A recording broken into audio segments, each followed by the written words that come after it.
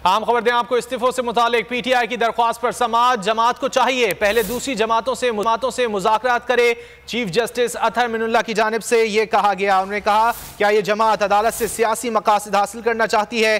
पार्लिमानी मामलात पार्लिमान में होने चाहिए। स्पीकर ने अपनी आईनी जिम्मेदारी पूरी नहीं की।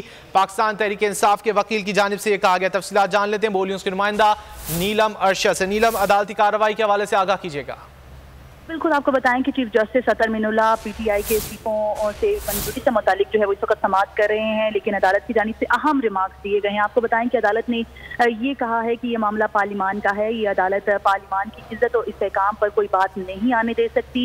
इस मामले को पार्लिमान में हल होना चाहिए। साथ ही साथ आपको बताएं कि चीफ जस्टिस अतहर मिनुल्लाह की तरफ से ये कहा गया है बैरिस्टर अली जफर को, जो कि पाकिस्तान तहरीक इंसाफ के वकील हैं इस दरख्वास्त में, और उसकी तरफ से ये कहा गया है बारहा कि आपको ये मामला पार्लिमान में लेकर जाना चाहिए। आपको अदालत एक मौका दे सकती है कि आप अपने इस्तीफों से मुतालिक ये मामला जो है वो पार्लिमान में लेकर जाएं। तमाम के तमाम जो मुस्ताफी अरकान हैं उनको इस वक्त पार्लिमान में होना चाहिए, ना कि उनको पार्लिमान से बाहर होना चाहिए।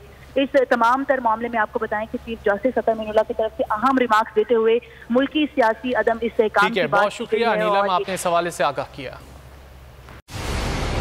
मंजिल, रास्ता, जज्बा, भयानक सच्चाई से हटाए पर्दे और तोड़ डाली झूठ की बेड़ियां। सलाखों से डरना कैसा जब चट्टानों ने पाला हो। इमरान खान बोल के साथ जुम्मे से इतवार रात 10 बजे सिर्फ बोल न्यूज पर। सबसे ज्यादा व्यूज, सबसे ज्यादा रील्स और सबसे ज्यादा रेटिंग के साथ बोल अब भी नंबर 1 पोजीशन पर बरकरार। अगर आपको ये वीडियो पसंद आए तो लाइक पर क्लिक करें, सब्सक्राइब करें और बेल दबाएं ताकि कोई खबर रह न जाए।